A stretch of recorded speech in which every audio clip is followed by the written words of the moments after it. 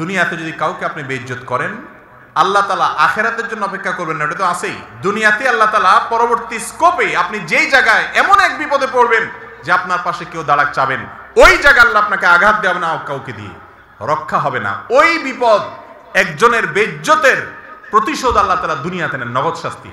কিভাবে কাকে কে ছোট করবে এটার জন্য প্রতিযোগিতায় লিপ্ত হই। এই অপরাধগুলোর সবচেয়ে ভয়াবহ দিক হলো এগুলো যে অপরাধ, সেই চেতনা, সেই বোধ আমাদের মধ্যে নেই। আপনি যদি অপরাধকে অপরাধ মনে করেন তাহলে তো তওবা তৌফিক হবে। কোন মুসলমানের ইজ্জত নষ্ট করা, এটা খুব ভয়াবহ একটা ব্যাপার।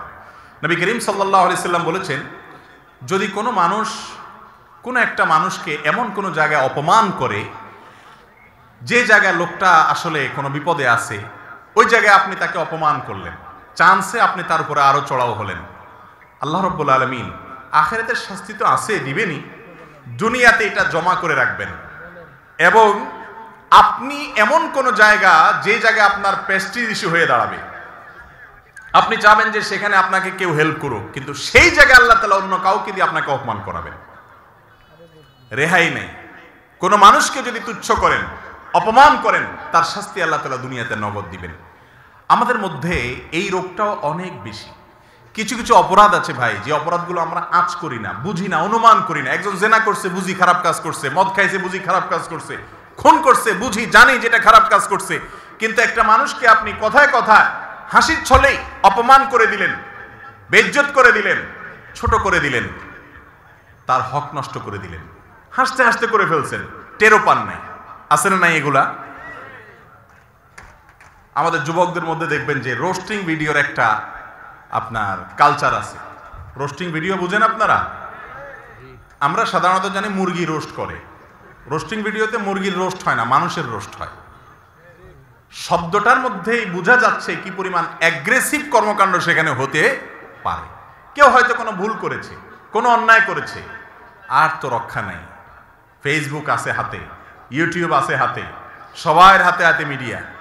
এবার তার ব্যাপারে এমন সব কথা, এমন সব কাজ, এমন সব অভিযোগ, হ্যাঁ, দোষ করলে সেটা সংশোধন করতে হবে, সমালোচনা করতে হবে, তার নীতিমালা আছে শরীয়তে, সেসব নাই।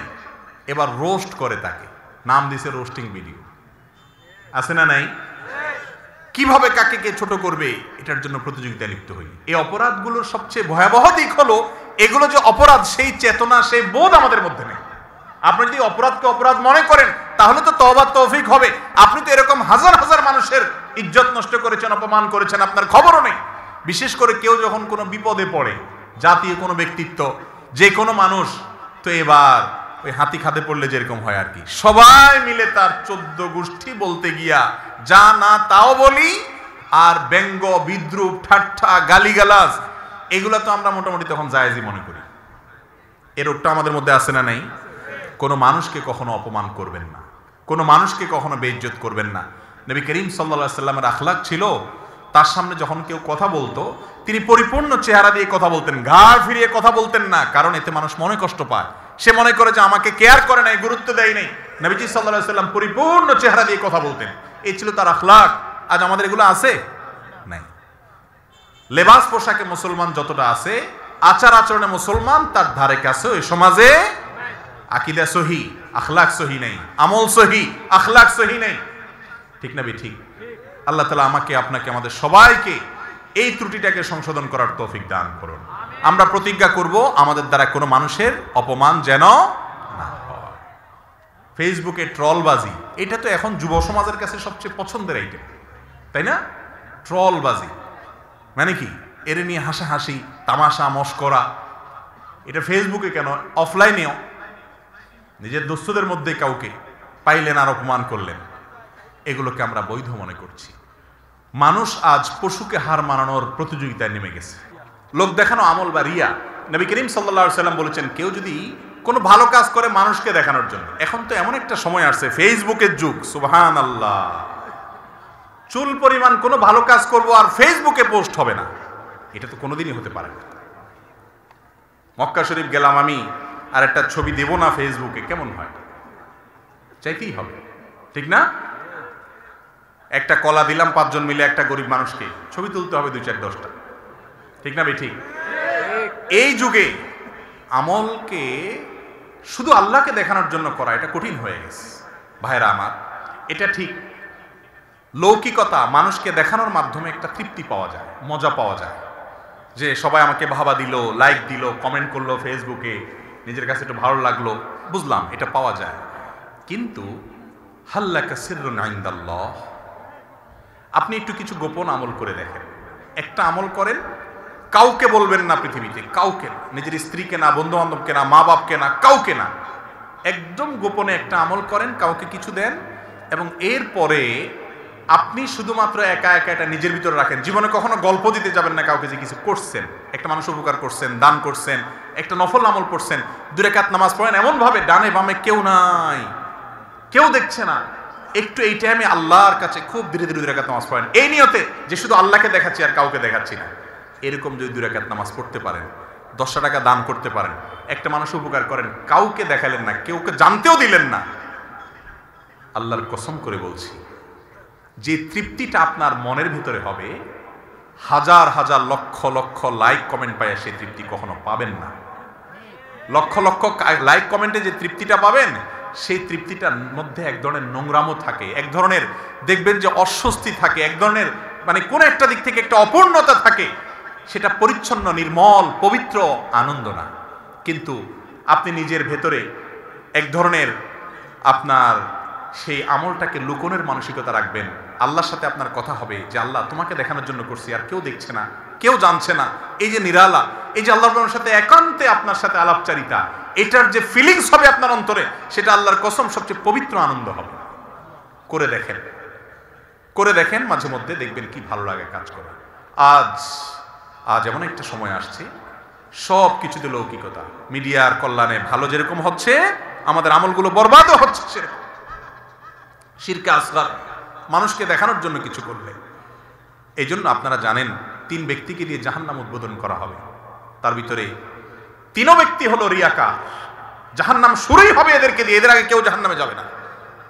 কারি তেলাওয়াত করে, সবাই বাহবা দেয়, আল্লাহ আকবার বলে, মাশাআল্লাহ বলে, আল্লাহ বলবেন অনেক সুন্দর সুর দিছিলাম, কেরাত ভালো পারতা, কি করছো?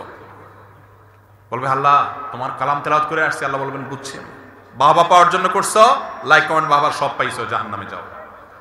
আলেম সাহেব কি করে আসছো? হ্যাঁ আল্লাহ এই যে এত ওয়াজ নসিহত করছো, এত কিছু করছে, আল্লাহ বলবেন কি জন্য করছো আমি জানি, যে জন্য করছো সেটা হয়ে গেছে, জাহান্নামে যাও খালি হাত। মুজাহিদ জিহাদ করে আসছো, কি করে আসছো? আল্লাহ জীবন দিয়ে দিছি আপনার জন্য, জীবন আমার জন্য দাও না, বীর বাহাদুর এটা সেটা পাবা, সেগুলো পেয়ে গেছো, জাহান্নামে যাও।